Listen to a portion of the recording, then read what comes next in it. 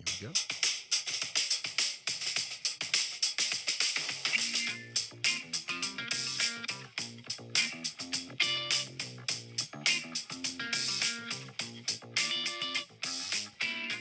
Hello and welcome to 3 Inning Podcast with me, Kelley Franco. I am so delighted about our show today because we have a very special guest. We have my friend Mark Kolier. Mark, along with his son Gordon, co-hosts a podcast called Almost Cooperstown. It's a must listen for me every week. Mark also writes about baseball. He's got a gazillion articles out there. They can be found on medium.com and substack.com. Mark, thanks so much for joining me today. Well, thanks for having me, Kelley. I'm very honored to be the first guest that you've had here in the world headquarters of 3 Inning Fan Podcast.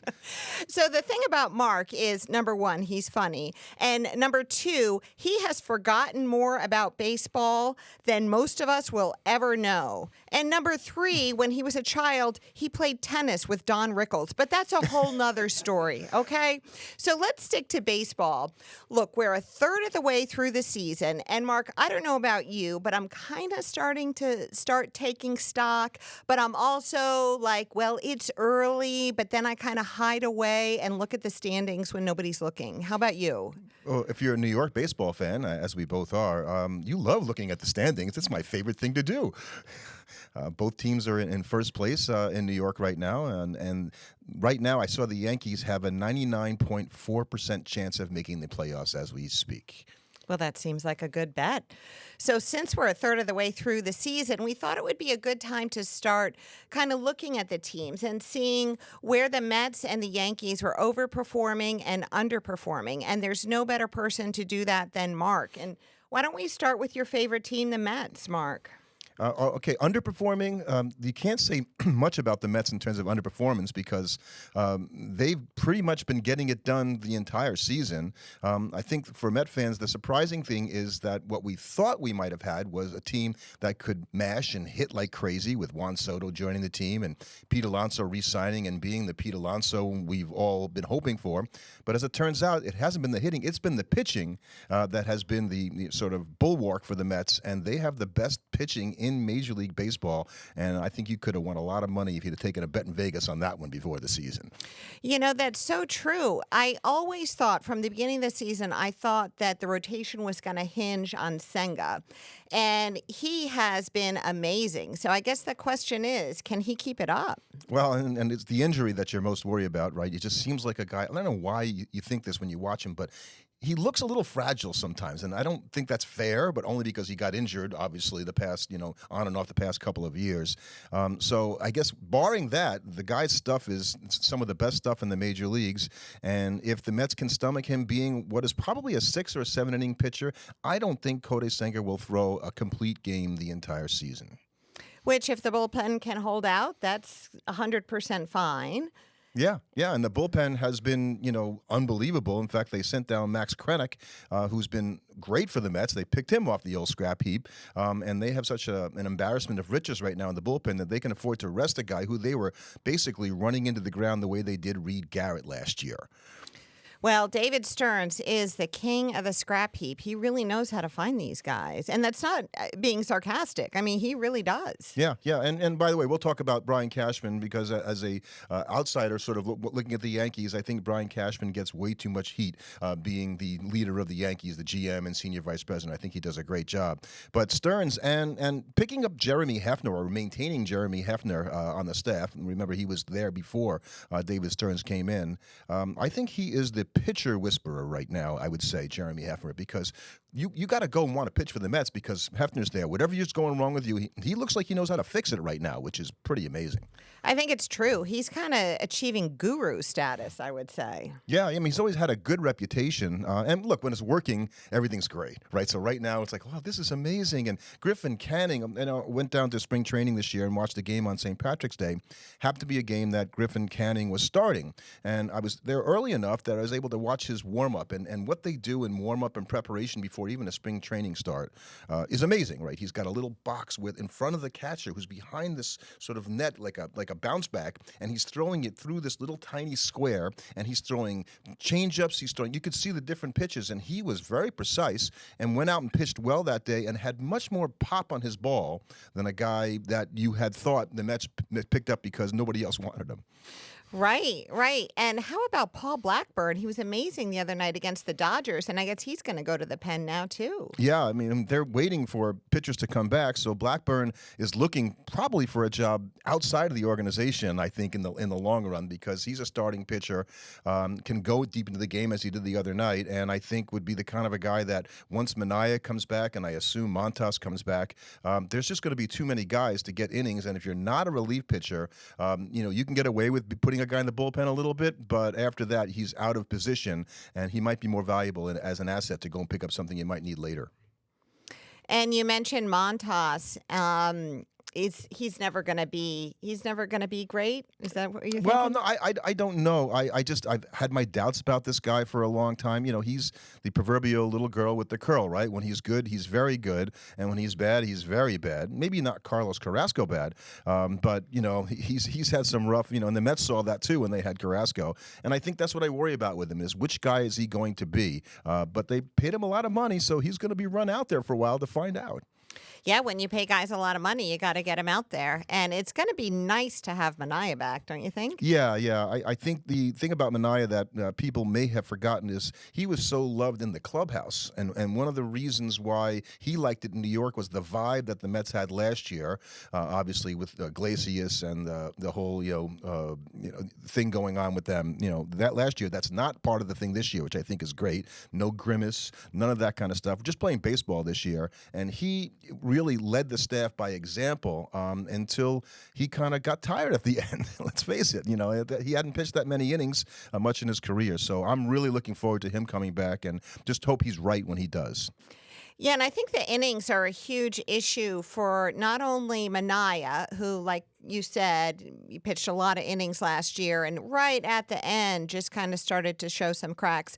But we don't know what's going to happen with Holmes. He's already pitched more innings this year than he has in each of the last 3 years. So we've got those concerns with both of those guys. Right. I guess you're hoping he'll turn into another former Met, Seth Lugo, who basically turned over from being a relief pitcher, always demanding to start for the Mets. And the Mets are like, no, you're a reliever. Finally leaves, and sure enough, he's a darn good starting pitcher and has been able to throw. I think he threw 200 innings last year. So that's kind of what the Mets are hoping they're getting in Clay Holmes. He may not get to 200 this year, but they certainly like to see that be an eventual destination for him. Just like Seth Lugo, except staying on the Mets, right? Yeah. Lugo had such a great curveball for the Mets, and every time they put him into a longer situation, he wasn't that successful. So his case wasn't so strong, and I think that's one of the reasons why it didn't work out for him in New York. But good for him in Kansas City. He's done a great job there. So we've kind of covered a little bit of, we've covered starting, but also a little bit of the bullpen, too. And if you're like me, you're thinking that the Mets pitching has just overall been extraordinary and surpassed expectations. And the hitting, with the exception of Pete Alonso, maybe they've been underperforming a little bit. Do you think that those two things are going to reverse over time? Yes. I do. Yes is the answer. Yes. The answer is yes. Well, we obviously have Soto, who has a tremendous number of walks, and that's juicing his on-base percentage, which in turn is juicing his on-base plus slugging. But really, he's not the Juan Soto that we expected to see yet. He's obviously going to get there, and he's been heating up over the past few days, so maybe that's a good sign for him. Yeah, I think it's not unusual for whatever reason for players that come over to the Mets in that first season. And Beltran had a pretty miserable first season with the Mets when he came as a free agent back in the 90s, in 2000. And the same thing happened with Lindor. His first season with the Mets was, not what you'd hope for. Now you look at the guy and, we talk about Pete Alonso, but Lindor's been pretty darn good this year too. Amazing. Without the two of those guys, I don't know where they go. So yeah, I think that there's a real opportunity for the hitters to really improve, and Soto will get better. Just him being in the lineup is a lot. It is. His presence definitely looms. It seems to me that if there's one Achilles heel with the Mets offense right now, it's getting hits with runners in scoring position. No doubt about that. And there are other teams that have this difficulty as well. You see some really dismal averages. I think the Braves are particularly anemic with runners in scoring position, to the point where I've heard some Braves fans talk about selling now, which is crazy. That, we don't have it this year. We can't hit with runners. Well, the Mets were like that last year, if you remember, at the end of May as we went into June, and all of a sudden turned it on. And one of the interesting things about Citi Field is it is a negative hitter's ballpark in April and May when the weather is cold and rainy, like it was this year for the most part in this area. And June, July, August, September, it's actually a positive ballpark. It ends up being neutral. So Gordon and I were talking about the next 4 months are about half as good as the first 2 months are bad. But it ends up that it's a neutral park. But now you'll start to see the hitting, I think, come as much due to the weather and conditions as anything else. Well, we can only hope so. I think that one of the remaining issues that we should talk about, and we're talking with Mark Kolier. He's on X, and his articles can be found online at medium.com and substack.com. On X, he's at Almost Coop. Mark, what do you think about Brett Baty? Who is the real Brett Baty? Well, watching the guy, and it's funny, I watch, obviously, a lot more Met games than I do Yankee games. Just the demeanor, the way that Brett Baty is carrying himself on the field right now tells me this is a different player in the way that he feels about himself. And so much about being successful in baseball, I believe, is self-belief, is that you have to have that confidence that you're the guy to get it done. And it's a really hard game. And if you have doubts, those doubts are exploited by those mean pitchers if they're trying to get you out. They're going to find ways to make you look weak. Baty, look, as a glove man, there's nobody on the roster like that, and that includes Ronnie Mauricio, who's going to make a run at that position as well. Mark Vientos, great year last year hitting, but as a third baseman, he ranks near the bottom of all third basemen, and I think that's why Brett Baty has basically it's his job to lose, which it's been before, but I think this time he's going to hang on to it. I think so, too. And Vientos had that hamstring injury, but I guess it's not too severe, I was reading. So he's going to be back soon. And then there might be a bit of a logjam in that infield, but time will tell. Yeah, it gives the Mets a chance to get a look at Ronnie Mauricio, who so far has not really been great. This is the second trip to the major leagues for him. And he seems to be a little overmatched on fastball, struck out a couple of times against the Dodgers on Wednesday night, and then hit a weak fly ball and then a line drive. So maybe he's improving as he goes. He's starting to see things better. But if you're going to bring a guy like that up, he has to play. And so when Vientos is back, I fully believe Ronnie Mauricio is going back too. Well, he really wasn't supposed to come up this soon.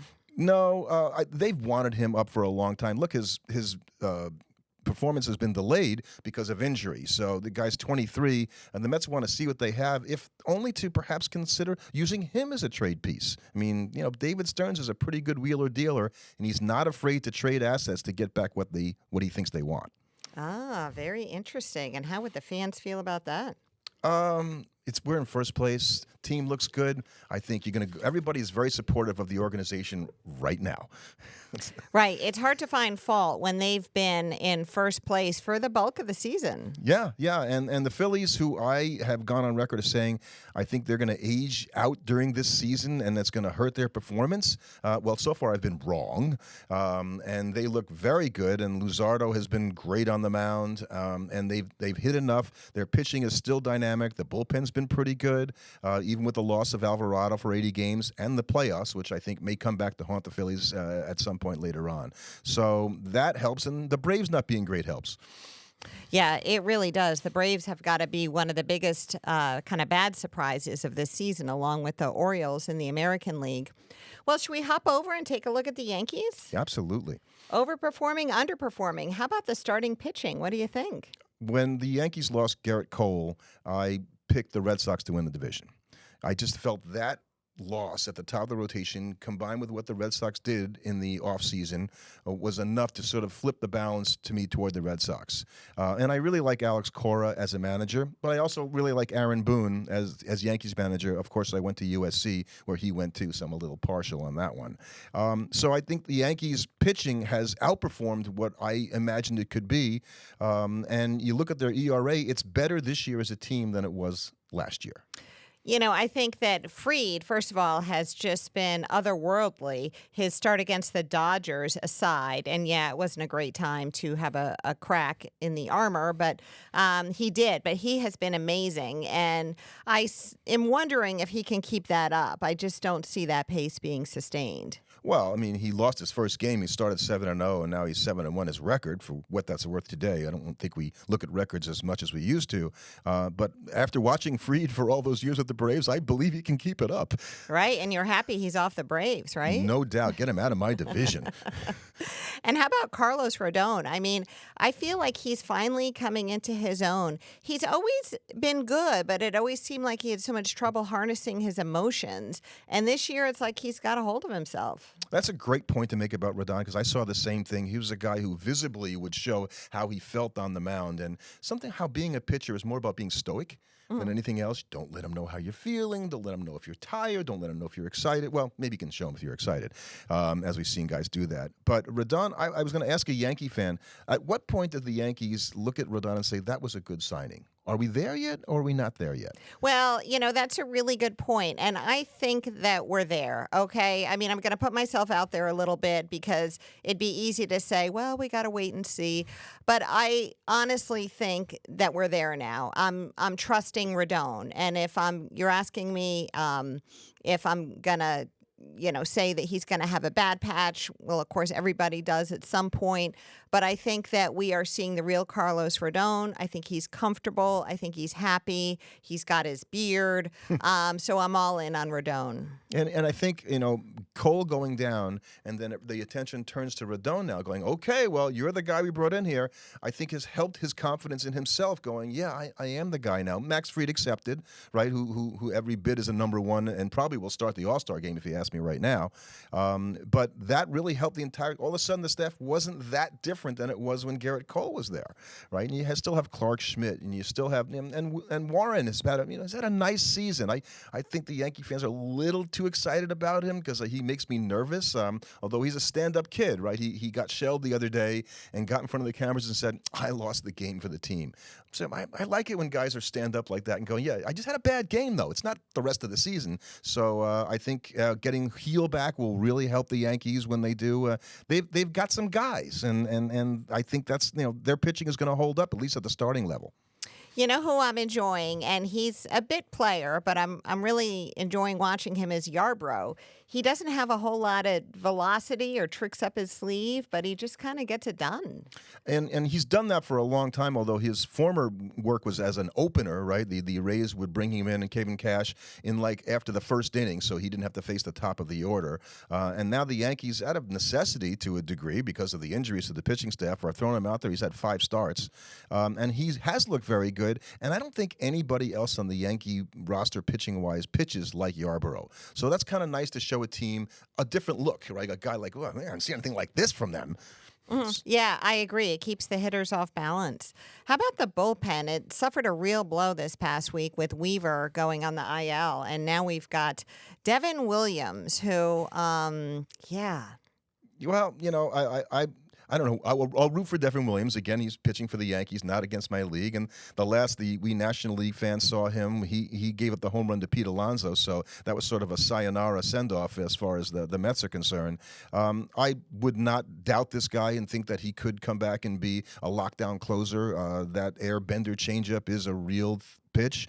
And the Yankees bullpen always impresses me because they're not full of big names, but they all kind of get it done, and they haven't gotten much from Jonathan Loaiza. And they've got a lot out of Luke Weaver. He'll only be gone maybe a month or something like that if they're all lucky. So I think there's a real chance that the bullpen could remain the strength of the Yankee team, which has been for the past few years. Well, with Weaver going down, I'm going to have to say that the bullpen was overperforming and we're due to come back down to earth. But I'm hoping for the best from Devin Williams. And like the other night, he got the save done and he got it done ugly. And I think that might just be the way it's going to be, you know? Yeah, I think a lot of closers are like that. And before the Mets, Edwin Diaz had his recent excellent streak, everything was like a jury's familiar safe, like, oh, here we go. And I think that's the way you feel about Williams. And you're right, it could be but you know what? All we ask is win the game. I don't really care how. There's no style points. 100%. Oh, my goodness. So how about on offense? What are you thinking about the Yankees offense? I think that they have gotten a ridiculous performance from Paul Goldschmidt, and I'm a fan of Goldschmidt's, and have said that he was on a track for the Hall of Fame.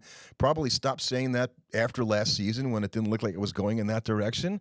This season, he's sort of taken up the mantle again, and you could almost see your way through going, man, if this guy can do this for another 2 or 3 years, he's going to have all-time stats and be a consideration. He's a great fielder, and I think that really helped the Yankees a lot to think, wow, we solved that problem. We didn't think we were going to that easily, but he's been fantastic. He really has. At the beginning of the season, I was worried we were getting a 37-year-old washed up first baseman, but he has outshone himself, and maybe he does have a Hall of Fame candidacy there, and Mark would know because his handle on X is at Almost Coop. So he clearly knows a thing or two. So how about Judge? Can he sustain this pace? I don't think any human can sustain this pace, actually. And if you look at the Yankees' overall team statistics, they're so weighed by Aaron Judge's amazing 257 ops plus or something like that, that the whole team looks better. And I'm afraid to take his stats out and see what the team looks like without those stats, because I don't think it would look quite as good. Yeah, there's no way it could. And I think that's totally true because his stats are so video gamey that if you took him out, all the averages are going to go down. But I really don't want to bet against him at this point. Against him, no. I think what you're surprised at is Trent Grisham, who was the throw-in in the Juan Soto deal, ends up being a guy who has a chance to start the All-Star game in center field. You could have won a lot of money on that one. Don't you love when, like, kind of these underdogs just have great seasons? It's really satisfying. Yeah, well, and he hit a couple of home runs against the Mets for the Padres a couple of years ago, so I'm still sore about that in a playoff game they lost to Joe Musgrove. So maybe the Joe Musgrove, the ear game? Yes, but he does have a really good mustache. So, there's that. All right, there's that. And I want to just talk about Volpe for a second because I know you like him. And I had this thought about Volpe today. When Jeter was playing short for the Yankees and Jose Reyes was the crosstown shortstop for the Mets, there were times where Met fans, and maybe I'm counted in there, thought, Jeter's not better than Reyes. He's different, but Reyes is really a great shortstop who's not getting enough accolades because he plays in the same city with Jeter. And I think Volpe, who isn't as good as Lindor, kind of gets pushed down by Met fans because, Lindor's the best, in New York, and it's not even close. Volpe is a really important player for the Yankees, and I don't think gets enough credit for it because of Aaron Judge, because of Goldschmidt, because of everything else. But you need your shortstop to perform, and while the average isn't there, the guy does it in so many different ways. He really does. One thing that I've noticed about Volpe is he's extremely streaky. He has these great streaks, and then he has these streaks where it seems like he forgot to swing the bat. So I hope that he can be a little more consistent. But, yeah, I am loving him. I was at that World Series game last year where he hit the grand slam, and that was really one of the most exciting games I've ever been at in person, and it was one brief shining light in that World Series, I might add. So. Yeah. They, I think they rely on him, and I know you've been on the third base thing for a while, and the Yankees are running Jazz Chisholm out there right now. I personally believe that they'd be better off if Jazz was the second baseman, because I think that kind of power and lineup the protection he brings from second base is a lot better than when he's at third. He's also a better second baseman than he is a third baseman. But the Yankees, you said this before the season, right? The Yankees had a third base problem in the winter. They had a third base problem in the spring, and they still have one as the calendar's turning to summer. Well said. And, I think they're just doing that for DJ, hoping that DJ has a little bit of life left in him, because also they're paying DJ LeMahieu $15 million this year and $15 million next year. Yeah, but I think the organization and Cashman, I mentioned him before, they're not going to cut up their nose to spite their face. If they get to a point with DJs like, this guy's not cutting it, they're going to go out and get somebody. And I think they didn't go out and get Arenado before the season because we got Goldschmidt at first from there. We can't have the first and the third baseman from the Cardinals. We'll just wait. But I still think it could happen. Well, you mentioned Cashman a couple of times now, and I'd like to respond to that because I think he did an amazing job with this lineup after losing Soto. I mean, I do really think the Yankees are a better team defensively, and they're honestly, I think they're more consistent offensively, too. Last year, Luis Severino had that comment about the Yankees. Oh, well, they only have two good hitters. And you know what? He was kind of right. And now they still have Judge, who, like you said, is amazing and probably ballooning everybody else's stats a little bit. But you have a whole lot of supporting actors there this year. Yeah, and I think as long as you don't say the Yankees are a better hitting team without Juan Soto, right? That's where I get off the boat. I think you can say they're Mark better. is getting off the boat. they're a better defensive team, and I think that also goes under. Promoted that the Yankees play really good defense, and in the major leagues, you notice that all the really good teams play really good defense. It's not an accident, and so Soto is not a great defender, and as good as he might have played out there, they're better with him not being there in right field for sure as a fielder. But hitting wise, I think the protection in the line, when you've got those two guys, it makes everybody better in the lineup, and they don't have that. They're getting it right now. How long it will last is anybody's guess. If you're going to maintain Trent Grisham doing what he's doing, Goldschmidt doing what he's doing, that's a lot to expect. So true, so true. And I have to say that Soto, while he's maybe not the greatest right fielder in the world, he does have a cannon for an arm. It's better than you thought, right? Now, I would say watching him play right field, he's not as bad as I thought. I thought he couldn't go get it. He can. That's go quite get a it. rave review. Well, that's kind of the metrics, right? We all look at metrics and statistics and go, well, it says he's not very good. He's got limited range and all that kind of stuff. But he hustles after the ball. He's gone and got a couple of them out by the fence and thrown it in and got guys out at the plate on a relay throw. I didn't think that's what he was. When it's kind of nice to see, and particularly when he's not hitting for average and the home runs like we expect he will in the long run. Yeah, I think that's definitely coming. Well, I do think the Yankees and the Mets are both at pivotal points right now. They've both performed extremely well. And, I just can't wait to see what happens with these roster crunches coming up with Montas and Minaya coming back from injury, and just seeing what the future holds for all of these guys. So, Mark, thanks so much for being here to discuss this today. And I have one more question for you. Oh, boy. Because we close every podcast here with what's good to eat while watching the ball game. Mark, what is your favorite thing to eat while watching the ball game? So I anticipated this question. Mm-hmm. Cheater. I've listened before. And you should listen every week, everybody. Yeah, I think there's two things. When I go to the game, there's something that I eat, but when I watch the game at home, I don't necessarily eat the same thing. So going to the ballpark, I am a sausage, peppers, and onions guy on the Hero. Used to be a hot dog guy, and every once in a while a hot dog's okay at the ball game. I like that, but man, I love, and pretty much anywhere I go, right? Citi Field has a great one, but if you go to, I go to other ballparks, and I always order the sausages, peppers, and onions.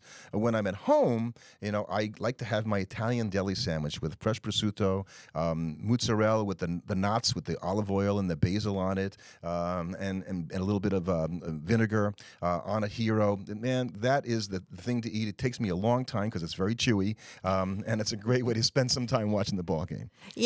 A properly made sandwich, I have always thought, is a work of art. It is not easy to make a good sandwich. And I make a lot of sandwiches. We have a panini maker at home, so I got one years ago, and now it's like it reinforced my love for sandwiches once I got that, because I can do all kinds of things that just a sandwich on bread or something like that with mustard on it. It's okay, but it's not exciting. Put it in the panini maker, it's really good. Mark has the power.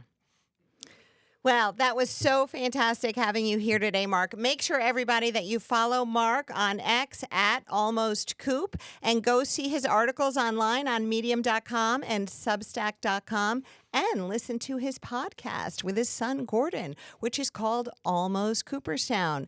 Thanks so much for joining us this week. Thank you, Mark, for being here. Thanks, Kelley. It was really a pleasure. We'll see you next time.